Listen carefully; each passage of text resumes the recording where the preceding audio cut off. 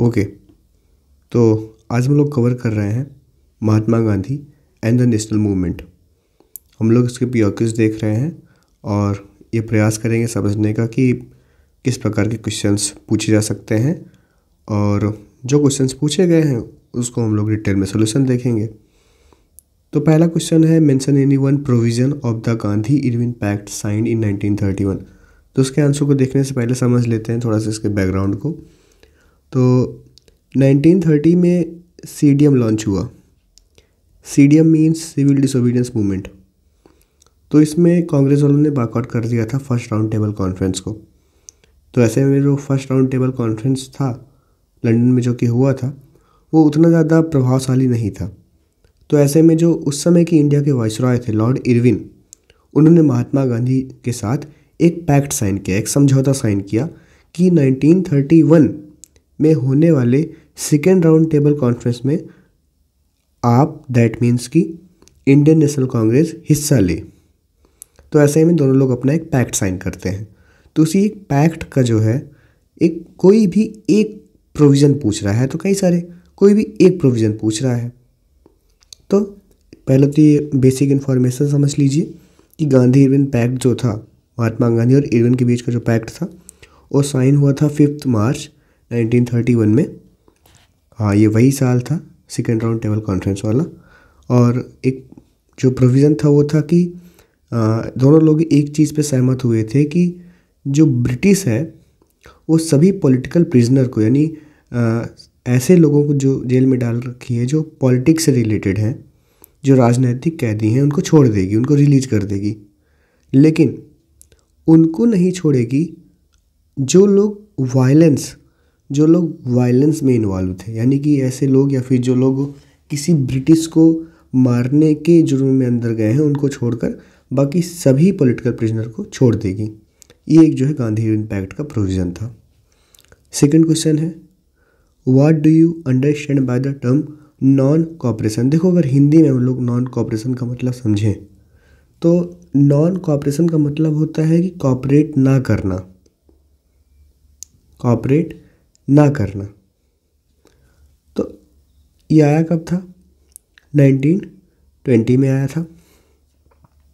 तो non cooperation means not helping the British government in any way, यानी कि जो ब्रिटिश गवर्नमेंट है उनको किसी भी प्रकार से मदद ना करना। ठीक है, इसमें महात्मा गांधी जी ने इसको लॉन्च किया था। उन्होंने, महात्मा गांधी जी ने भारतीय इंडियंस को कहा था कि हमको कोई भी ब्रिटिश लॉज नहीं फॉलो करने, उनके साथ हमको काम नहीं करने, और हमको उनका कोई सामान नहीं यूज करना। ठीक है, एक शांतिपूर्वक तरीका था ब्रिटिश रूल के खिलाफ लड़ाई लड़ने का, कि हम उनके साथ किसी प्रकार से जो है कोऑपरेट नहीं करेंगे। What were the objectives which the movement sought to achieve. अब इस नॉन कोऑपरेशन मूवमेंट से इसके क्या क्या ऑब्जेक्टिव थे जो हम चाहते थे। हम इस मूवमेंट के ज़रिए, इस नॉन कोऑपरेशन के ज़रिए हम क्या चाहते थे ब्रिटिश से। तो पहला चाहते थे कि पहले तो हम लोगों ने इसमें खिलाफत मूवमेंट ऐड कर लिया था। वो इसलिए चल रहा था कि जो टर्की के जो सुल्तान थे, जो खलीफ थे, उनको हटा दिया गया था उनकी गद्दी से।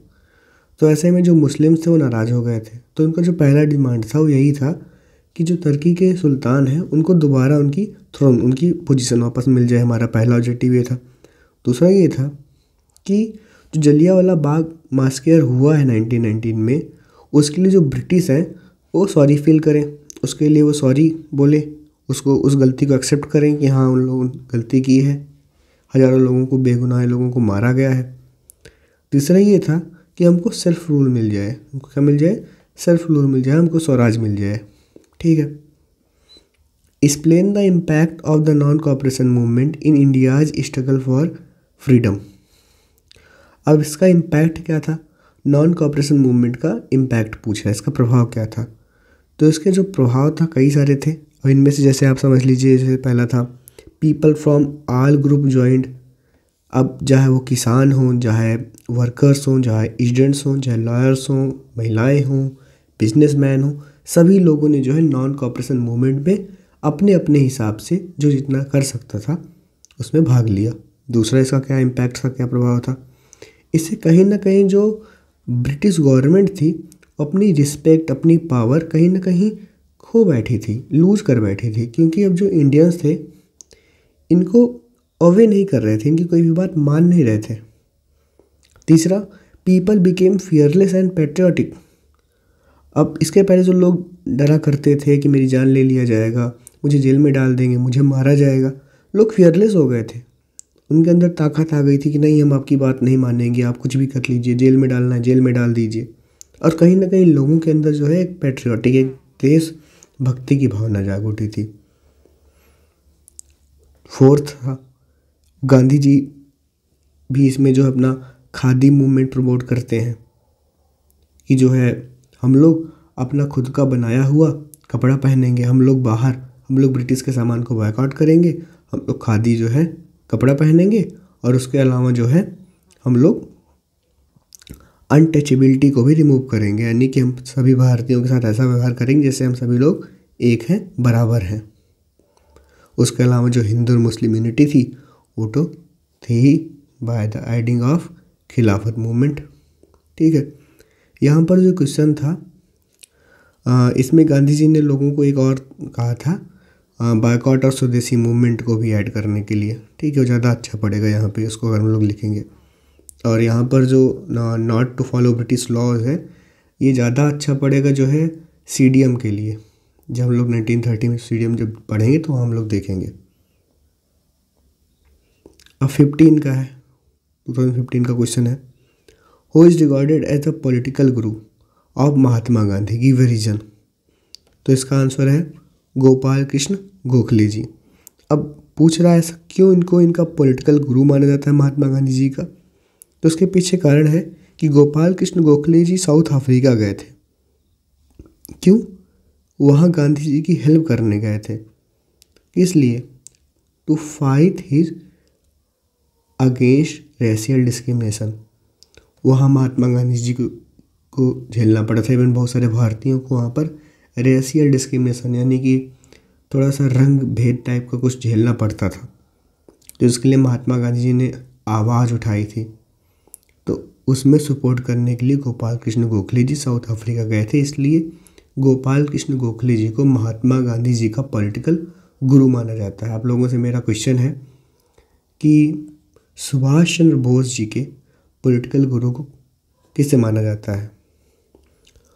नेक्स्ट है, why was the Simon commission rejected by the Congress. क्यों रिजेक्ट किया गया था? देखो, साइमन कमीशन जो था वो करीब नवंबर 1927 के आसपास ये बना था, और इंडिया फेब 1928 के आसपास ये पहुंचा था।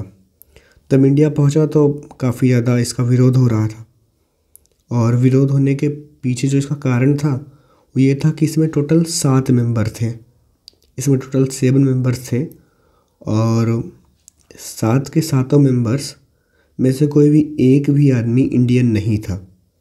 अब इंडियन होना इसलिए ज़रूरी था क्योंकि जो साइमन कमीशन, जो कमीशन था, जो ग्रुप था, वो इंडिया में इसलिए आ रहा था कि इंडिया का जो उस समय का जो अपना संविधान है उसमें कुछ रिफॉर्म कर सके, कॉन्स्टिट्यूशनल रिफॉर्म कर सके।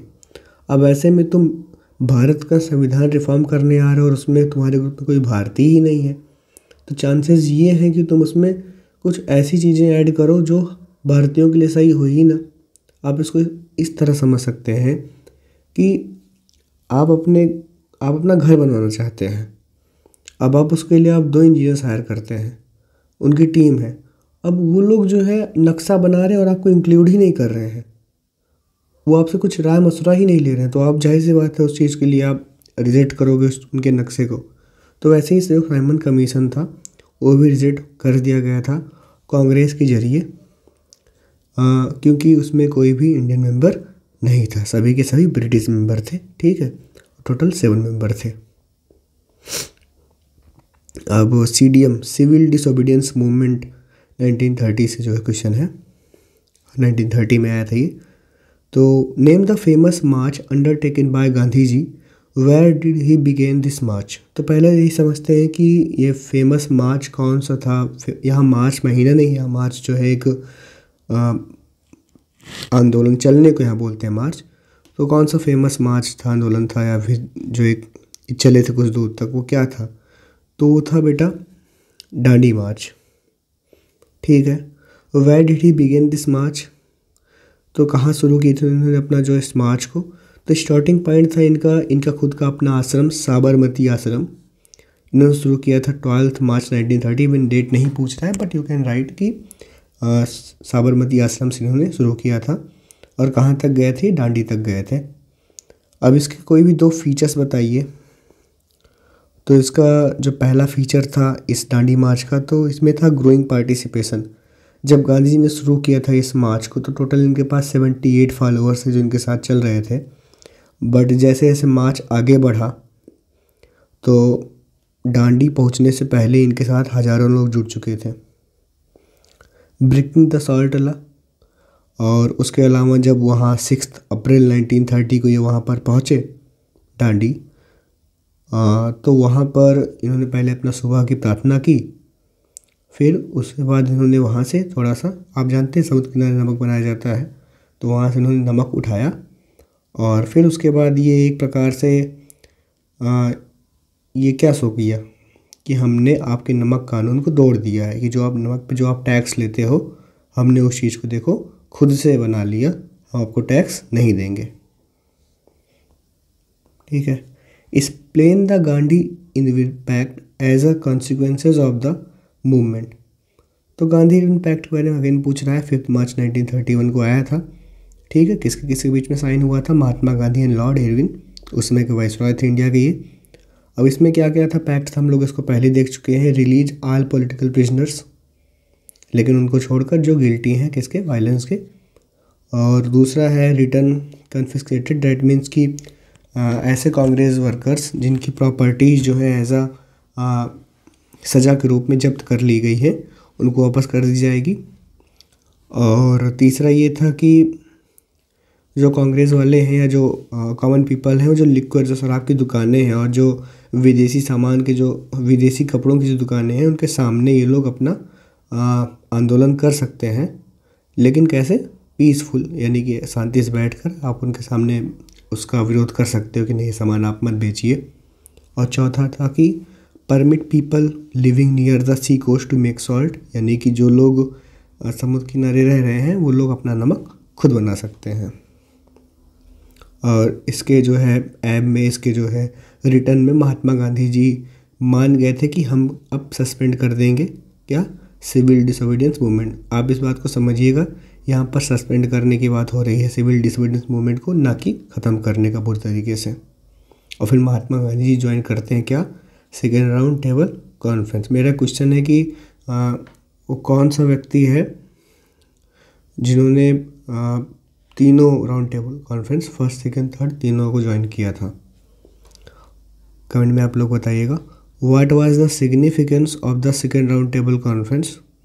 तो इसका सिग्निफिकेंस क्या है? तो Gandhi ji attended second round table conference as a sole representative of the Congress की तरफ से खुद ही गए थे। ठीक है। और इसका सिग्निफिकेंस क्या है? तो पहला तो जो कॉन्फ्रेंस था उसमें जो डिस्कशन था, वो महात्मा गांधी सोच गए थे कि वहाँ पर हम लोग जाएंगे, बात करेंगे कि कैसे इंडिया को आज़ाद कराया जाए। बट वहाँ पर बात क्या होने लगी? कम्युनल प्रॉब्लम्स की, कि भारत में कैसे हिंदू और मुस्लिम के बीच में प्रॉब्लम्स हैं, जो वहाँ माइनॉरिटी हैं, SC ST वगैरह हो गए या मुस्लिम हो गए, एंड लोगों के साथ कितनी वहाँ पर प्रॉब्लम्स हैं, इस पे बात होने लगी वहाँ पर। और British leaders were not interested in granting independence, और जो वहाँ के ब्रिटिश के लीडर्स थे उनको कोई इंटरेस्ट नहीं था कि वो भारत को आज़ाद करें। इससे क्या हुआ कि जो गांधी जी थे वो डिसअपॉइंट होके वहाँ से वापस चले आए लंदन से, और उन्होंने क्या चालू कर दिया दोबारा से CDM, जिसको इन्होंने क्या कर दिया था? सस्पेंड कर दिया था। So he return to India empty handed, realising that British were not serious about India's freedom. इनको रियलाइज़ हो गया कि जो ब्रिटिश हैं वो भारत के आज़ादी के लिए बिल्कुल सीरियस नहीं है। 16 के क्वेश्चन हैं। Why was the Congress session held at Lahore in 1929 significant to the national movement? यानी कि जो लाहौर सेशन हुआ था, जो लाहौर में जो कांग्रेस का सेशन हुआ था 1929 में, कितना इम्पोर्टेंट क्यों है? तो पहला तो जो लाहौर सेशन ऑफ कांग्रेस हुआ था 1929 में, वो इम्पॉर्टेंट इसलिए क्योंकि इसी सेशन में जो है हम लोगों ने पहली बार पूर्ण स्वराज की डिक्लेरेशन किया था। यानी कि हम लोग को कंप्लीट इंडिपेंडेंस चाहिए था, ना कि डोमिनियन स्टेटस। ठीक है। हाँ, इसका जो कांग्रेस के जो इस समय जो प्रेसिडेंट बनाए गए थे 1929 में लाहौर सेशन में, वो थे आपके जवाहरलाल नेहरू जी। ठीक है। और यहीं से जो है डिसाइड किया गया था कि हम लोग सिविल डिसोबीडियंस मूवमेंट का प्रोग्राम लॉन्च करेंगे। और फिर अगले ही महीने 26 जनवरी 1930 को पहली बार हम लोगों ने इंडिपेंडेंस डे सेलिब्रेट किया था। यही कारण आगे चल के बनेगा कि 26 जनवरी को ही हम लोग क्यों रिपब्लिक डे मनाते हैं। Mention any 3 causes for Gandhi ji to launch the non cooperation movement. तो 3 ऐसे कारण थे। वो पहला था खिलाफत मूवमेंट। ठीक है। अली ब्रदर्स जो थे उनके साथ ये मूवमेंट शुरू किया गया था, क्योंकि जो खलीफ थे यानी रिलीजियस हेड थे जो मुस्लिम के, उनको उनके गद्दी से हटा दिया गया था ब्रिटिश के द्वारा। तो महात्मा गांधी जी चाहते थे कि किसी नॉन कोऑपरेशन मूवमेंट का हिस्सा खुद मुस्लिम भी बन जाएं देश के। तो ऐसे में वो जब खिलाफत मूवमेंट को इंक्लूड करते हैं नॉन कोऑपरेशन मूवमेंट में, तो मुस्लिम भी जो है नॉन कोऑपरेशन मूवमेंट से जुड़ जाते हैं। तो इससे खिलाफत मूवमेंट वालों का भी अपना एजेंडा सही हो रहा था और हमारा तो हो ही रहा था। दूसरा था रॉलेट एक्ट ऑफ 1919। इसमें क्या था? इसमें यह था कि जो ब्रिटिश थे वो किसी भी भारतीय को जेल में डाल सकते थे बिना किसी ट्रायल, बिना किसी केस के। और तीसरा कारण था नॉन कोऑपरेशन मूवमेंट के शुरू होने का, वो था जलियांवाला बाग मास्कर जो कि 1919 में हुआ था। हम सब लोग को मालूम है कि कैसे ब्रिटिश लोगों ने निहत्थे और शांत लोगों के ऊपर गोलियां चलवा दी थी, जिससे कई सौ बेगुनाह लोग जो है मारे गए थे। What was the impact of the non-cooperation movement in India's freedom struggle? तो नॉन कोऑपरेशन मूवमेंट का फ्रीडम स्ट्रगल में इम्पैक्ट क्या है, प्रभाव क्या है? तो ऐसे कई सारे यहाँ दिए हुए हैं। आप कोई भी जितना पूछा जाए 2-3 जैसे आप लिख सकते हो। तो पहला यही था कि जो फ्रीडम स्ट्रगल था इसमें कई सारे लोग जो है इन्वॉल्व हो गए थे। हर एक ग्रुप के लोग इन्वॉल्व हो गए थे, टीचर्स हों, स्टूडेंट्स हों, लॉयर, वुमेन, फार्मर्स। ठीक है। इंडियंस को कॉन्फिडेंस मिला कि हाँ हम लोग भी जो है ब्रिटिश के खिलाफ जा सकते हैं, उनको चैलेंज कर सकते हैं।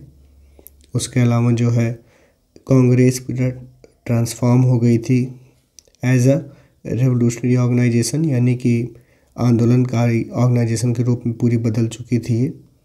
उसके अलावा हिंदू मुस्लिम यूनिटी वाला फैक्टर तो था ही। ठीक है, क्योंकि दोनों कम्युनिटीज़ जो है इसमें पार्टिसिपेट की थी। उसके अलावा सोशल रिफॉर्म कुछ हुए थे, जैसे कि रिमूवल ऑफ अनटचेबिलिटी और promotion of khadi. Nationalist feeling देश में फैली, राष्ट्रवादिता की फीलिंग फैली, सेल्फ रूल पॉपुलर गोल बन गया था हमारे लीडर्स का और लोगों का। अब 17 का पेपर देखते हैं। Important events in India's freedom struggle. तो state any 2 provision of the Rowlatt Act passed by the government in 1919। तो रॉलेट एक्ट का पहले नंबर तो 1919 में आया था। इसमें क्या था कि इंडियन को जो है सप्रेस किया जा रहा था। जैसे पहला ये था कि अब उनको बिना वारंट के जो है, बिना किसी रीज़न के ब्रिटिश जब चाहे तब भारतीयों को अरेस्ट कर सकती थी। दूसरा था इन कैमरा ट्रायल, यानी कि बंद करने के बाद, पकड़ने के बाद उनका जो ट्रायल होगा, उनका जो केस चलेगा वो इन कैमरा, यानी कि उनका बंद कमरों में ट्रायल होगा, यानी कोई देख भी नहीं पाएगा कि क्या कैसे उनका गलती निकली कि नहीं निकली, गलती प्रूव हुई कि नहीं हुई, सीधा जेल। Why did Mahatma Gandhi start his historic march to Dandi? तो इसके पीछे जो है कई कारण, जैसे कि ब्रिटिश जो है 11 पॉइंट डिमांड जो महात्मा गांधी के थे वो इग्नोर कर दी थी, नहीं मानी थी।